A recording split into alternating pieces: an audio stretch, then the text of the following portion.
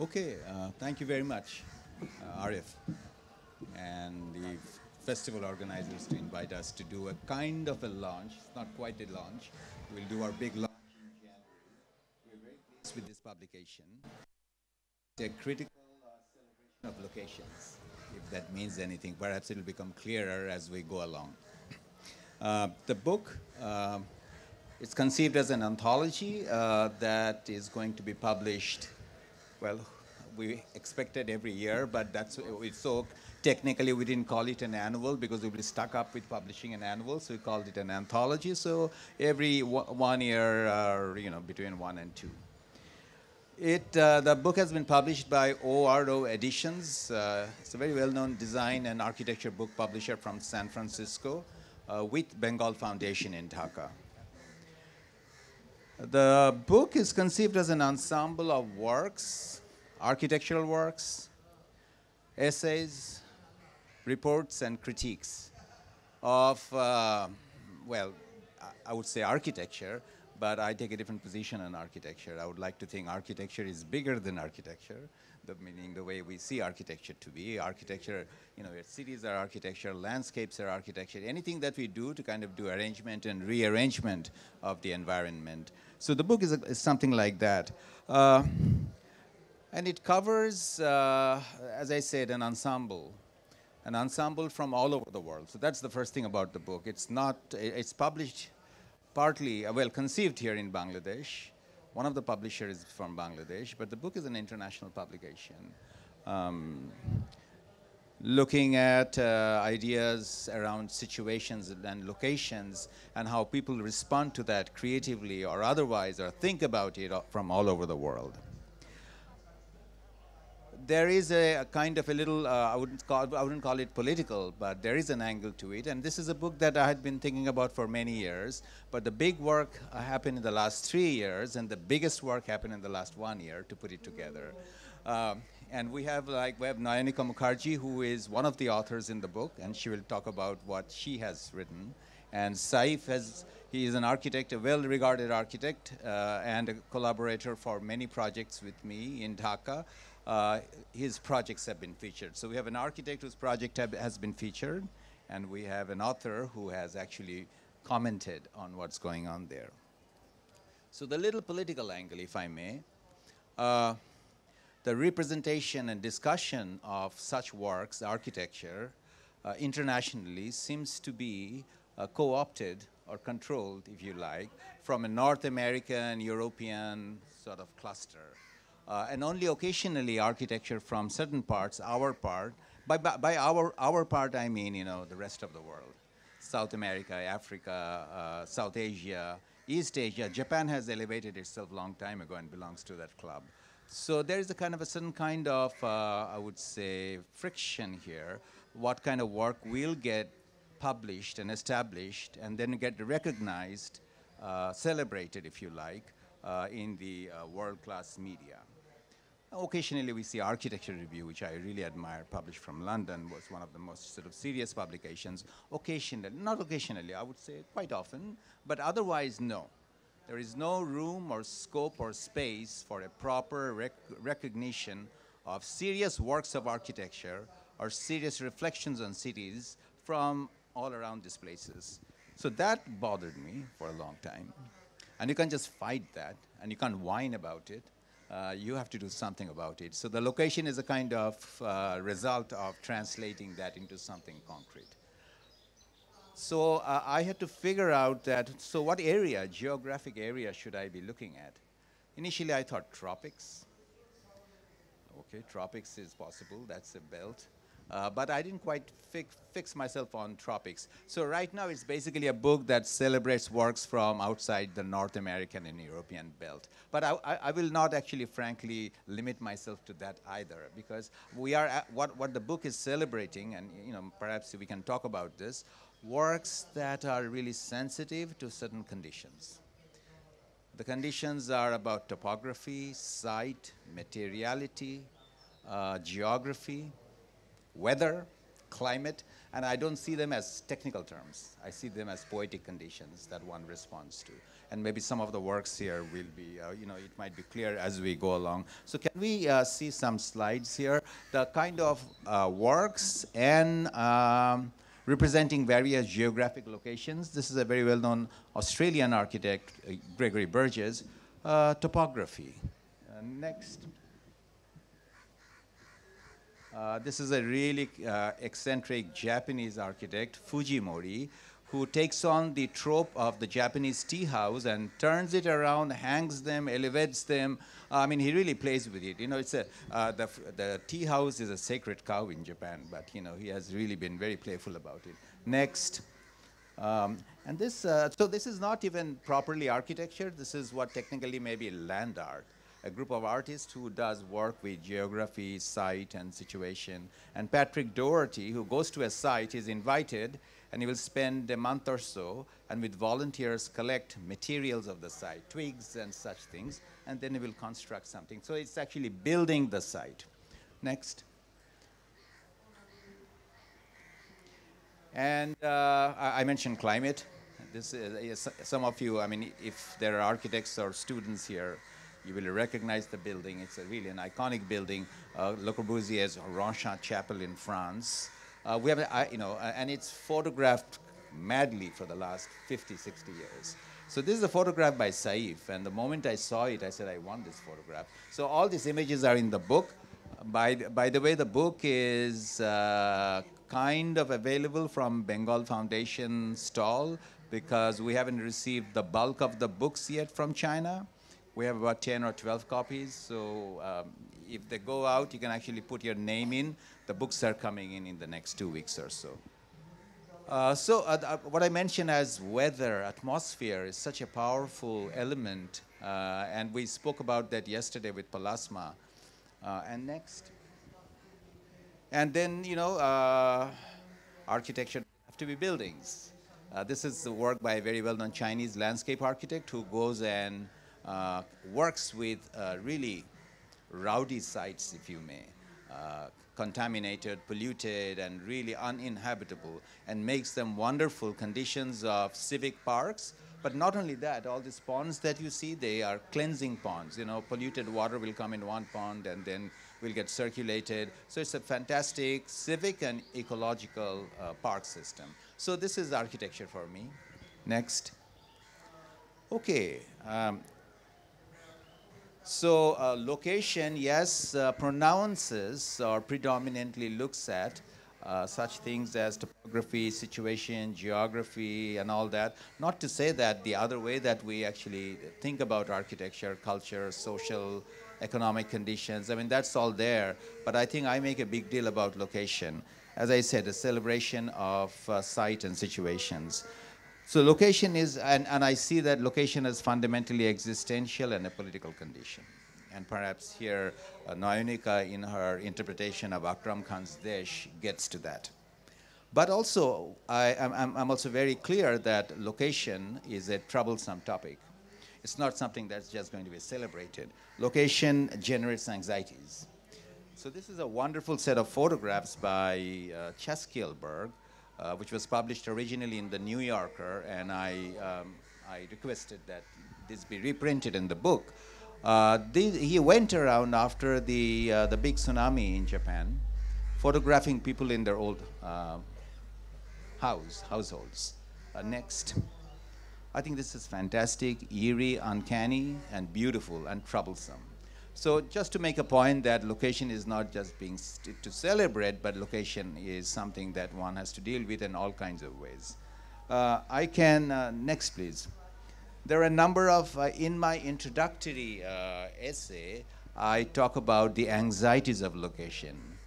And I cite few examples which are actual events and not quite architectural. So there are anxieties about space and location, which for me becomes an issue. How do you translate that into architecture? And then there are also fictional account or fictional narrative about the anxieties of location. I'm not going to cite them, but two books that are really powerful evidence of that for me. There are many books. One is José Saramago's Stone Raft, the Portuguese writer. I don't know if anybody has read the book. It's about the Iberian Peninsula, which is, you know, the Spain and Portugal. One day people notice there's a crack between the link between Iberian Peninsula and Europe. The crack starts to open up, and the peninsula starts to float away. And it's fictional, but what happens, you know, when such a thing like a whole continent starts to float away, or part of it, your orientation, your disorientation, orientation to the geography, which you take for granted right now, we don't have to think about what is north, south, east, and west, but once that happens in a floating raft, relationships, political conditions, social conditions can get quite disrupted. So that's, I threw in that. The other is Max Frisch's Homo Faber, which is really a powerful book, which when it came out in the late 60s or 70s, it talks about, the book is about a UNESCO engineer who, I mean, that's a trope, the UNESCO engineer. UNESCO, a world body, this man moves around from one job site to another because he's being posted, and that defines United Nations. And that defines the engineer, where, you know, technology is going to be transported from one place to another. So he lives quite a fantastic life that way, as all World Bank, ADB, and United Nations people do. On an ocean liner, he meets a young woman, and they, you know, they become friends while traveling. Travel is a trope, and he falls in love with her. And eventually, at the end of the whole narrative, he discovers that whether they have consummated their relationship or not, very unclear, but he discovers the young woman is his daughter. So it's like the Oedipus thing turned around, that once the relationship with location is ruptured, all kind of funny things can happen. One story now, I'm sure Annika knows that very well, Annika's book, which I'm eager to read, published by Juban. And the publisher is Urvashi Butalia, right? And Urvashi Butalia recounts a narrative of her family. I mean, they came from Lahore in Pakistan and settled in Delhi, living one uncle behind, Rana Mama. I said, when I heard the story, and I have to say this, and then we can look at architecture, because again, it's such a poignant story. So, you know, the Butalia's family is Hindu. They left Lahore during the whole partition issue, trouble, riots, leaving one uncle behind because, you know, they had big properties, and perhaps, you know, just stay on and let the trouble die down and we'll come back, you know, and settle things. But the whole family moves to Delhi, leaving the uncle behind, and then 1 year, 10 years, 20, 30 years passes. And the uncle, you know, hasn't come to Delhi, so the countries are divided, relationships are sour. But Urvashi hears about the uncle, you know, 30 years later. 30 years later, she travels to Lahore to find out about Rana Mama. So she goes there. Rana Mama is in the same house. She has children. He has children, but they have all converted to Islam. The children are Muslim. They have adapted to all kind of local Muslim Lahori practices. Rana Mama was left with the mother also, meaning Urvashi's grandmother, and she was buried in the Muslim custom. So I find it poignant is that, you know, you don't have to move from location to feel disrupted. You can stay in the same location, and location move on, right? So, that's some of the things I discuss in my essay, and of course a very sort of choreographed representation of that is Akram Khan's Desh, which Annika will talk about. Okay, next. So these are from the introduction, the essay, to set up the theme of location. Next, please. Well, maybe the screen says it all. Okay, next. Okay, so location architect. So what I just mentioned is spatial dislocation and spatial anxiety. You know, anxiety about space, and that can happen to any one of us in one way or another. I would like to think that this anxiety travels to architecture also, because, you know, architecture is also kind of an embodiment of who we are. So, and just to show a few examples, this is an example of a Samoan fale, a hut, This is being reconstructed in a big theme park in Germany. And we know about these things, and even this sort of the great big exhibition in the Crystal Palace, that was one occasion where cultural artifacts are relocated elsewhere. And what does that mean? It means trouble, actually, in one way or another. So location is also about translocation, and then what happens to that. Next, please. But I would like to kind of highlight this example. I invited this Chinese artist, Bailey Liu. She's from China, and she lives in the United States and came at an adult age. So this particular so when she came, and so she was asked to do an installation at this art farm in Minnesota. So that's her on a pile of mud. So they gave her a pile of mud. Okay, do something, 1 month, 2 months. So what she did next, she made handmade bricks herself with no volunteers. So she conceived this house that you can see, the interior on the top. So she made all the mud brick herself. It was a labor, deliberate. And the house is modeled after the house she was born and grew up in a village in China, which her father built. And she had acquired the kind of sketches and drawings from her father who lived in Germany, so she reproduced the house from a village in China. So not only that, it was a kind of a commentary. So if you look at the interior, the original houses in this Chinese village were plastered by this newspaper, so dust from the mud wall will not fall. In this particular one in Minnesota, the newspapers are New York Times telling stories about China. So this is this sort of, reflecting back on that. Next. So she did another project, taking on the profile of the house. She did this wonderful, fragile candle strips, wax strips, which she produced. And she had, a lot of them actually broke while she was making them. And she turned it into this sort of contour, a ghost of the house, fragile, perforated. So in the book, the essay is called My Father's House, Bailey Liu. Next. And this whole business of location and translocation. So we know that many architects, they actually travel and build elsewhere. They may be from one location, on one culture, and building another location.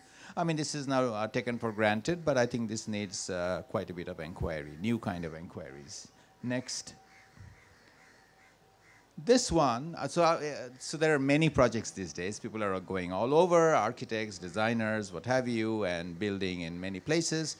But this particular one, how do we even see these buildings? This is a very famous building in Pondicherry, designed by Antonin Raymond. He is originally a Czechoslovakian, trained in the United States under Frank Lloyd Wright. He lived in Japan for many years and comes and designs this ashram in 38 or so, 45. So how do we see this building? Is it a building by a European modernist in India?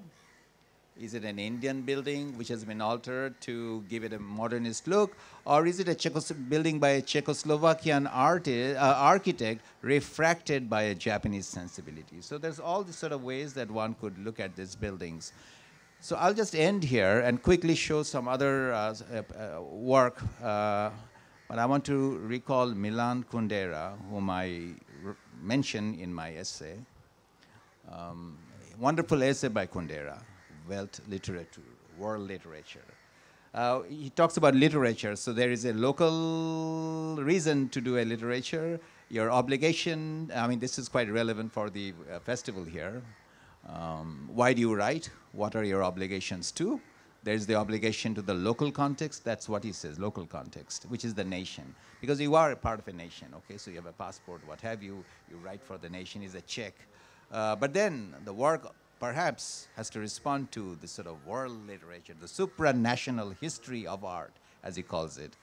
So, when you're doing architecture, what are you obligated to? To the local condition, or you want your work to be recognized the world over? So there is this sort of oscillation of obligation. So, which is clearly perhaps conveyed here. Next. Okay, so last few slides, and I will not describe the slides. In the book, what we're also doing is that there is one section which is called portfolio.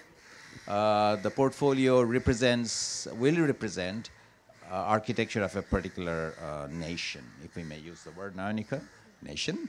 Um, we started off with Bangladesh. No personal nepotistic interest here. So, right, this whole business of highlighting architecture from various places.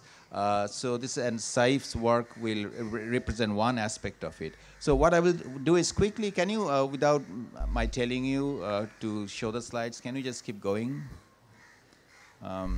One thing, if you can just pause here, one thing that I would like to say, Bangladesh is very critical in the history of modern architecture. Nobody takes notice of that in that way, especially mid-modern architecture.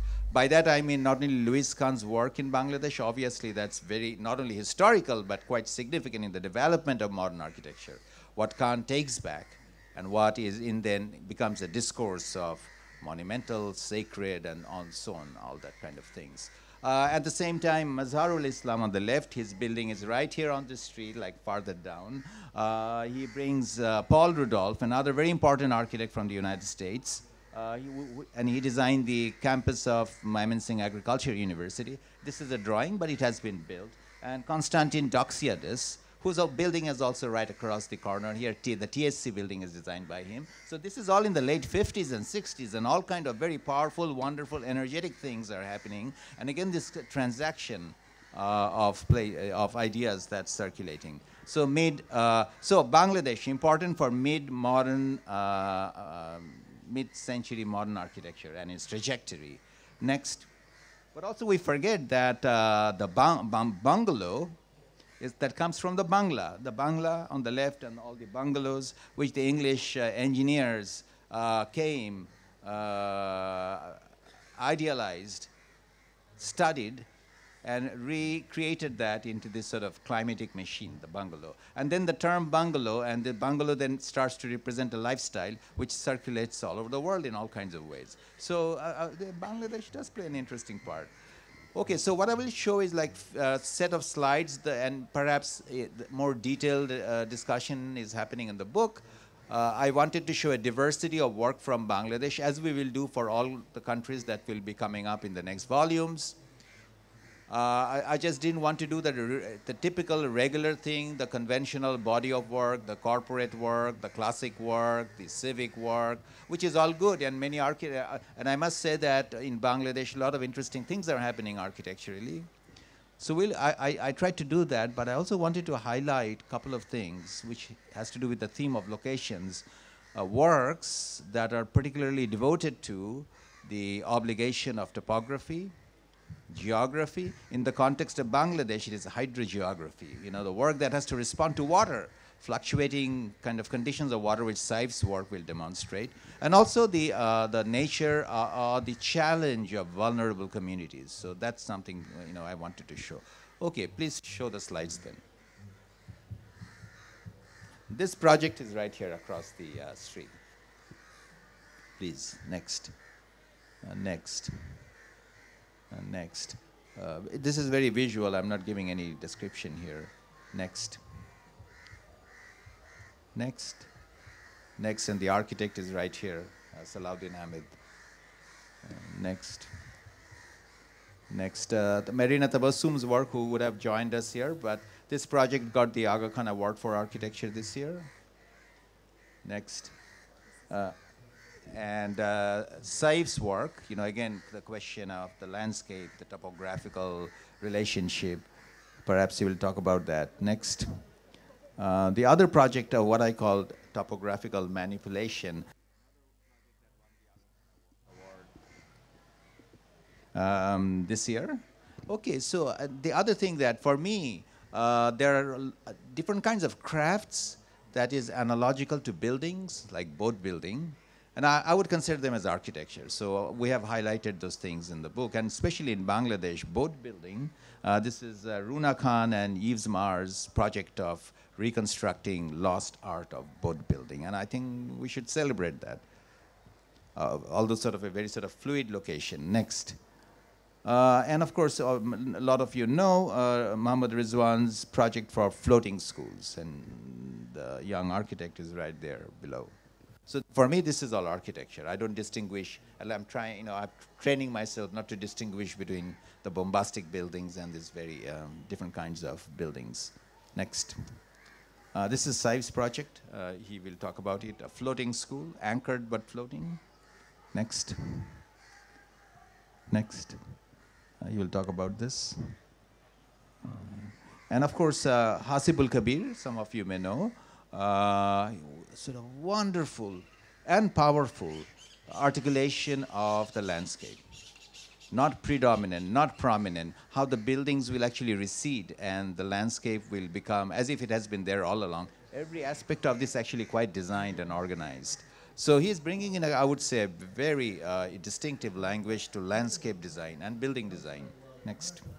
So this is what I would call hydrogeography, and working with vulnerable communities. Like in Kabir, after the big cyclone, Sidir, he worked with providing habitats for the community there. Next. And of course, by Anna Heringer, the Handmade School. Next. Last slide. Jalal Ahmed, I love this image. This is a project for, again, vulnerable communities in the Char areas. Very fluctuating, very unstable and uncertain. So they worked in providing a new building and community and practices. The people had to be relocated and then brought back again. So I love these photographs because they're returning to their homes. So that's what I have to offer.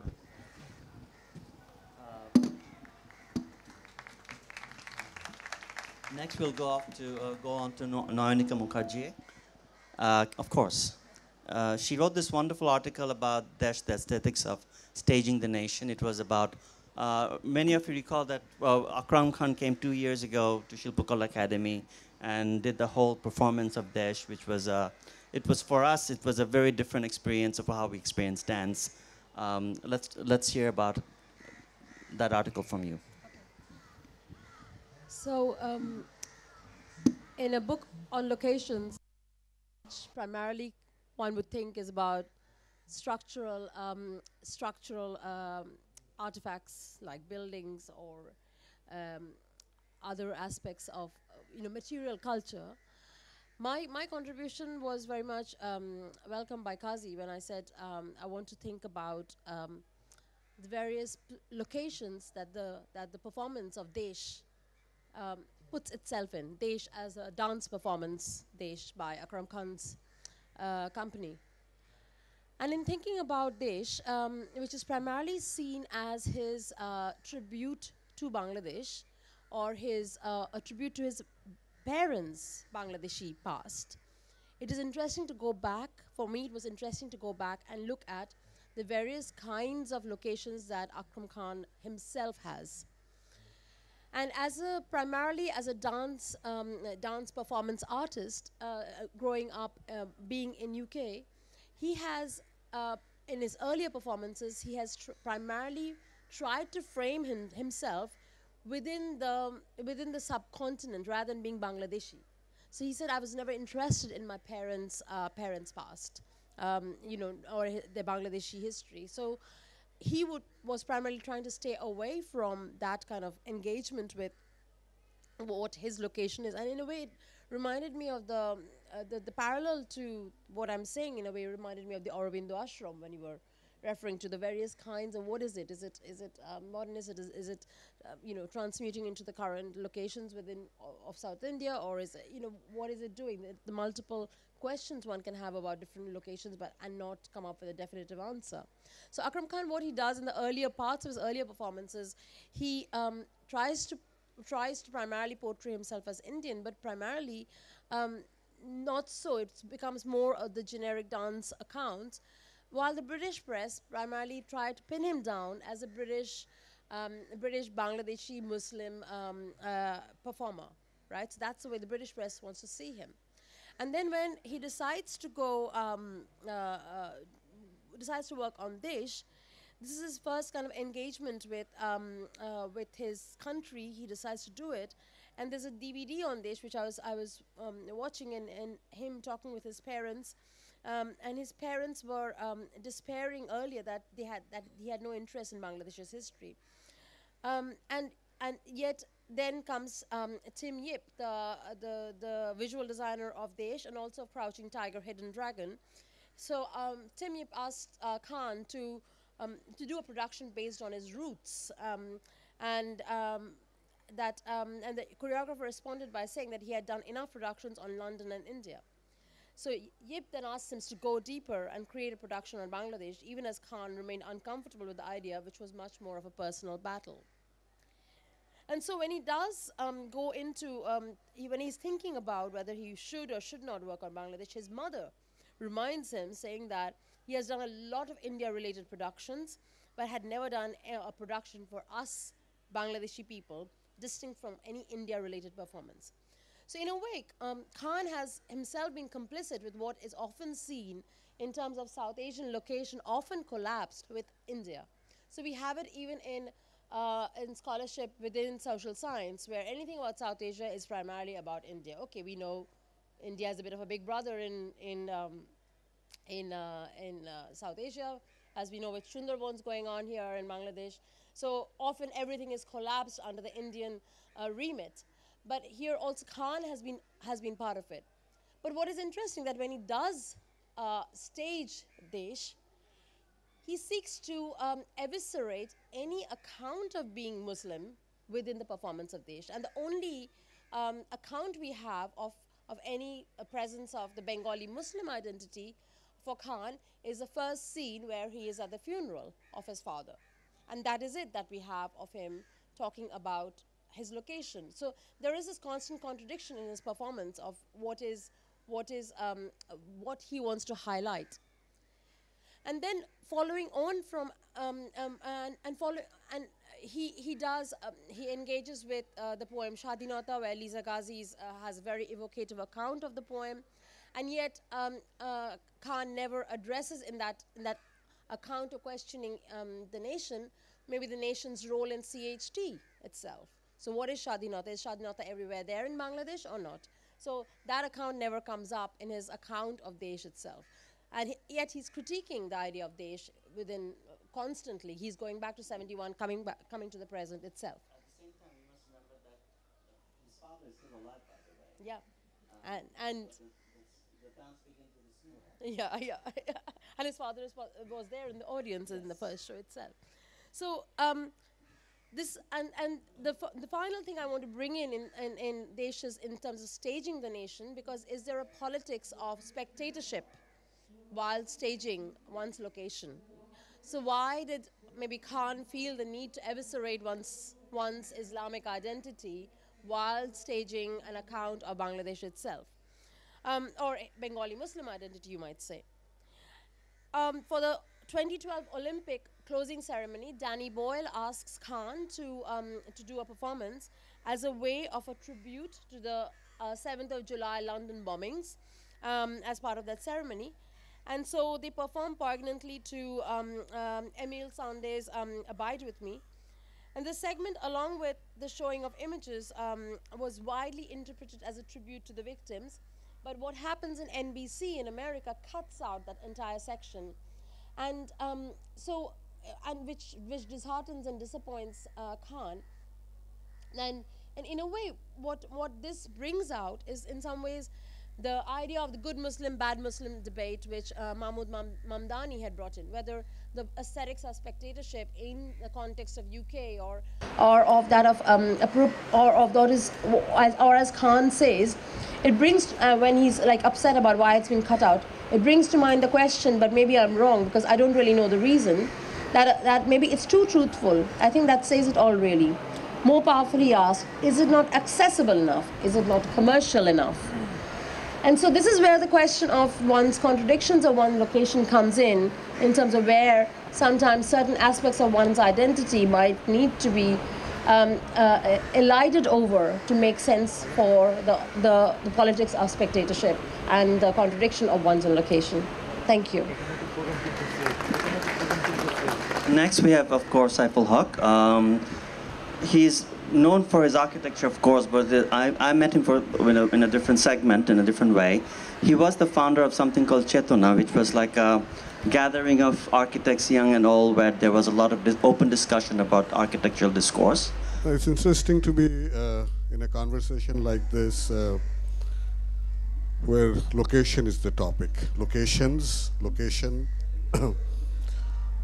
I mean, as an architect working here for the last about 30 years or so, I cannot imagine myself kind of disengaged from where I'm working. So that has been very primary concern of mine. Where am I? Before what I do, where was very important. So when we say location, What I do and where it came from. yes, my work, all my work is very much related to where it is located. So when we talk about location, I mean, there is a precise identity that you establish a coordinate, latitude, longitude, and you precisely point that this is where your location. But I don't restrict myself to that kind of a locational aspect. There's one that is the physical qualities of a location. The other is the cultural thing. And when I talk about culture, it brings everything. History, it brings technology, it brings economy. So I think that makes a very important contribution to the way I design. I carry out my work. So here are some slides that I wanted to sort of illustrate on this idea of location, where we can locate our work. We do locate our work in various locations. So this is like a picture from, this is a picture from the north of Bangladesh, a river, and then this edge of the river, and beyond the river are the villages, and further beyond is Meghalaya, the Indian state. So this is one particular image of one location. Next one, please. This is another. This is in the hills of Chittagong. So we are basically a very much flat, deltaic landscape.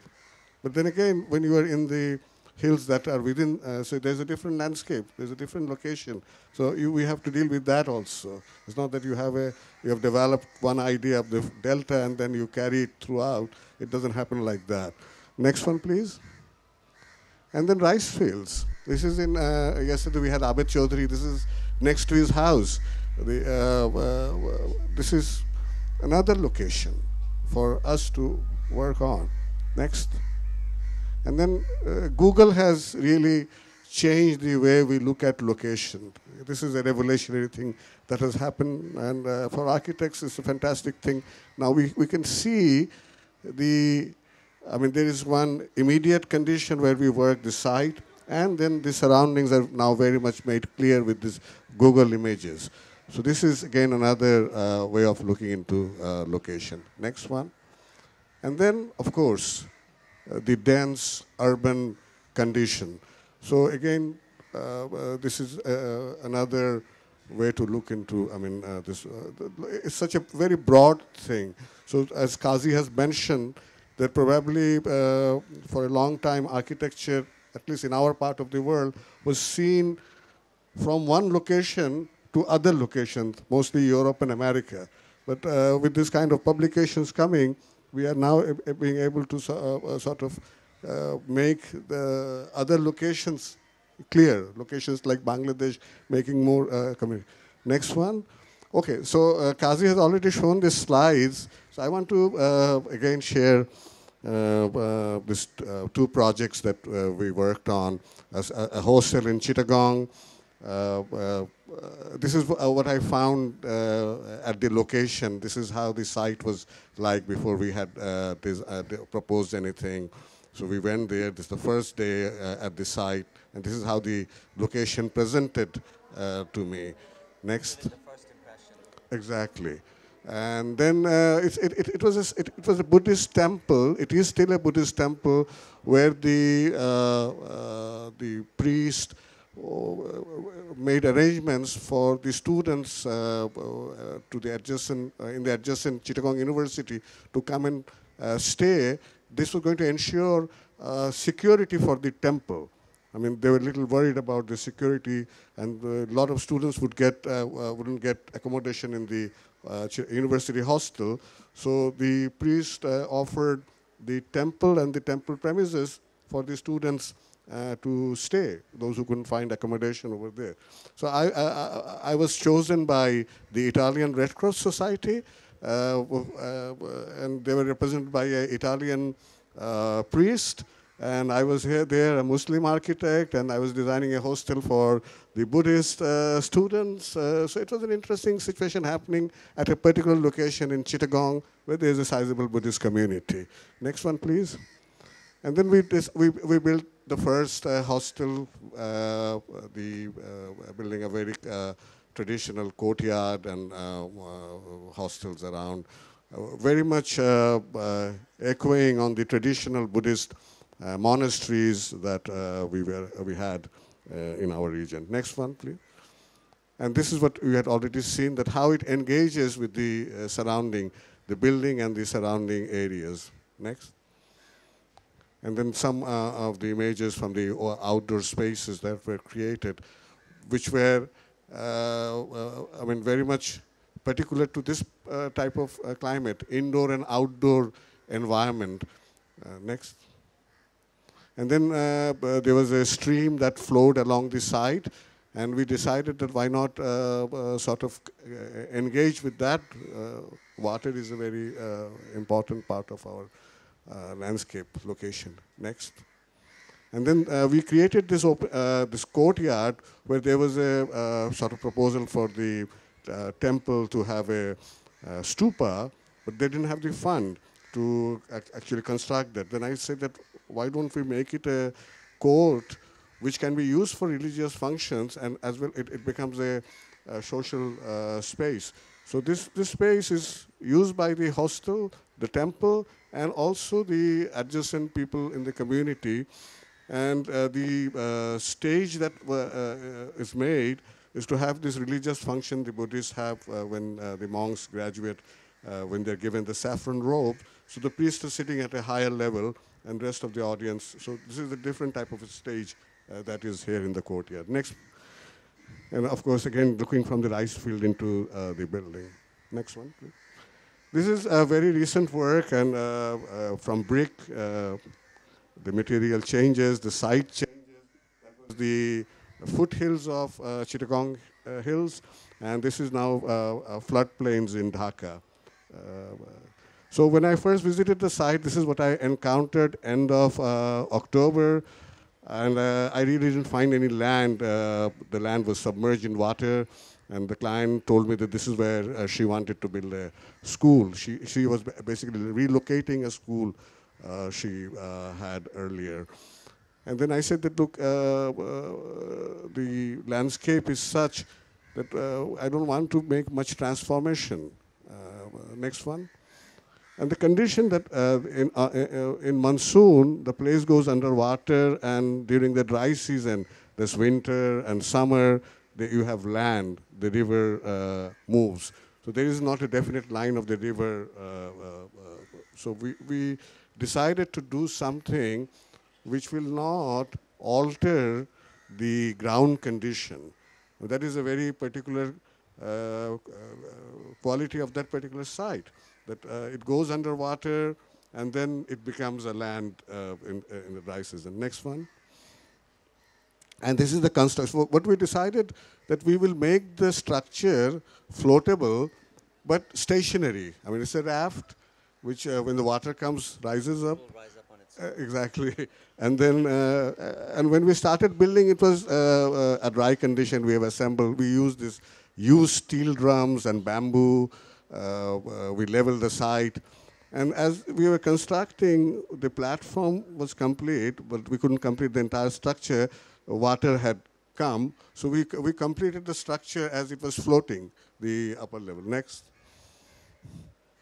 Next slide, please.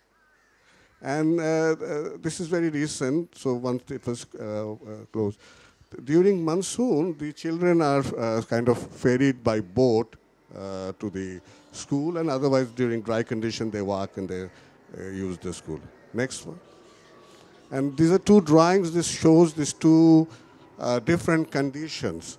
So when we talk about location, as Kazi showed the slide of Rosha Chapel, I never expected to see Rosha like that. I had we've seen so many pictures and images of Rosha. So it can be different. A location can have different things. So this is the last slide. I guess this is...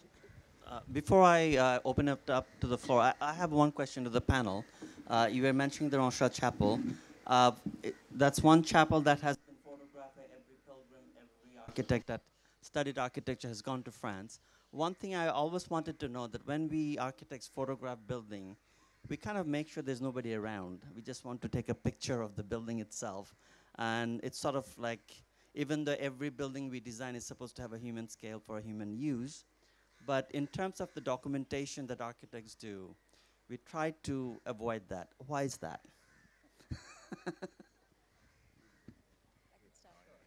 Well, as an anthropologist, I would want the people in. So, yes, you know, people are not to be trusted. I know I want the people in. So I actually have written, which is not in this book, written something on the Raya Bajar War Memorial. So I first photographed the Raya Bajar in '98 when it was a fallow land, and there were these children playing cricket in it, and there were some goats in it. And so what was stark to me, not only because of the fallowness and the starkness of the landscape around it, but the very fact as a mass grave is on where a cricket match was going on. Right? So I've got photographs of that, while at the same time you had the sign, no more than Bangladesh. I've forgotten. Have you asked everything Bangladesh? It's that famous sign that's up there. So this is in '98, and then thereafter, Raya Bajar becomes Raya Bajar, right? This is maybe, I forget the exact date when it was built. But what is interesting when I go to Raya Bajar is it was also a place for courtship. In a place like Dhaka, where there's no public place to actually go. And so maybe for some people that might seem like sacrilege, that a place of war memorial, which was a site of the mass graves. But there was a place, the few times I went there were couples sitting there in the shade of the memorial. And that for me was a very poignant thing of what Raya Bajar is. They might themselves know or not know about, but as an anthropologist, for me, it's always important and interesting as to how a built structure is used by people. So the playing of cricket and the goats on the side of the mass grave in '98 and thereafter, these couples sitting in the shade of Raya Bajar in a hot afternoon sun, actually brings out the various ways different memorial sites are used by people itself. So maybe your question was not for an anthropologist. I can say that. Actually, I don't know that whether when we take the photograph, we're pushing people out of the place. No, people we actually wait for the moment when there's nobody around. I mean, as I mentioned that, like in the hostel, and of course here we have not shared all the images, so it was very selected, and Kazi was very precise that we have to keep it within few minutes. So I think there are images where people are in, and there are images there are people not in. So I don't think that people are driven out to take photographs. But Arif, that last image that I showed, those people returning to the houses, So it's a whole variety of things. In some cases, you do show the kind of the volumetric, spatial configurations, but more, so I'm not really interested in the formness of architecture, the whatness. I'm interested in the whereness. I've been always sort of obsessed by where is architecture. Sorry, right. A question towards you. It was, I have seen even my friends who are architects around the world. That's they all tend to take pictures in its darkness. Right. So that was why I was wondering why we do that. Basically. Yes. We need to open up the floor to questions. Is there any questions? One here, first front row. Shahidul bhai. Okay, go ahead. Actually, what I have understood from your speech, Kaji. Speak a little bit louder, please. You were taking the notion of location and translocation, as a discursive category, you are not analyzing what a mythical, archetypical category location is, but you are synthesizing, constructing the notion of location within the realm of other discursive categories, the affective categories, if I say, or the mental categories maybe, but non-bodily, non-embodied categories. So as you have said, that for you, architecture is not about whatness for you. You are not going at the ontology of the things, but how the affective category, how the discursive category of that ontological entity in our discourse gets played out in the architectural forms and realms. So maybe you are constructing the binary relationship between the embodied and the unembodied, between the bodily and the Cartesian dualistic, temporal and spatial. But could you please synthesize the post-Cartesian rationality between temporality and spatiality within this discursive realm and categories? Thank you. That will be taken up in the next festival. I don't think we're dealing. We are dealing with binaries. It's a very sort of precise and vaguely precise operation, because we can't be too precise about this, because the book is about a whole diversity of approaches and ideas. But one thing binds them here is actually embodiment, not disembodied ideas, or embodiment. A building, once it is built, is somewhere. What is that somewhere? If you like, it's an analysis of somewhere-ness. And somewhere-ness can also, again, analyzed into a geographical somewhere and a cultural somewhere. At some time, in a primordial time, the two were together. I don't know when. But now we can't say that the geographic and the cultural somewhere-ness are coincidental. They are not, because culture has become fluid, culture has become portable, culture has become transportable. If that is the case, what should architecture rely on? Because you can't rely on culture anymore. I mean, you can do certain things on cultural basis. This is a little provocation, that if culture can't be relied anymore because it's fluctuating and portable and transportable, what are we left with? Well, really, we are left with climate and topography. Two things that we don't look at it poetically, because that's the domain of climatologists and what have you. But I think there's a lot of things that I have tried to catalog, works that are poetic responses to those things, like Corbusier's work. It's a dualistic, way to look at things. Corbusier himself declared that architecture is the magnificent play of masses brought together in light. Well, there's no light there. It seems like architecture is the magnificent, vague appearance in the atmosphere. And that's how, in many ways, we experience that. So it is about, what is embodiment.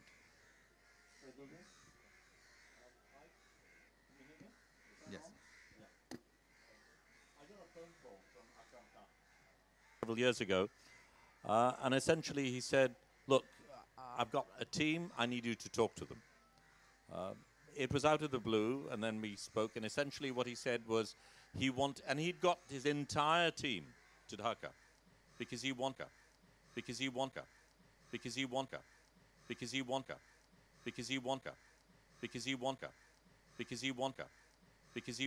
I later found out the genesis of that, because I'd been giving a talk at Winterthur Gallery, and apparently there was his producer in the audience, and amongst my images was an image of Nur Hussain. Okay. Nur Hussain.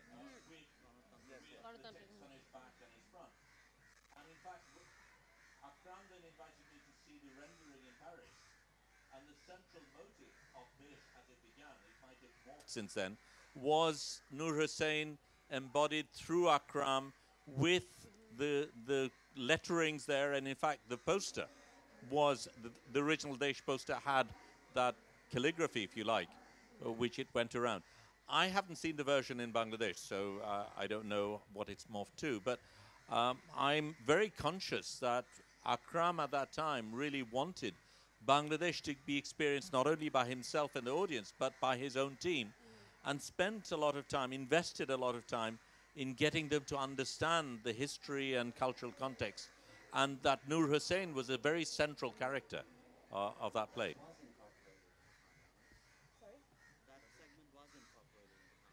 Yeah, What he does is, that is incorporated, but he collapses between 71 and Nur Hussain. So he goes back and forth between Ganatantro, Nipaja, Ganatantro, the call for it. So the late 80s and 71 is constantly going back and forth. And so my question in that instance was also in knowing about Bangladesh, where CHT featured in his idea of Ganatantro as well.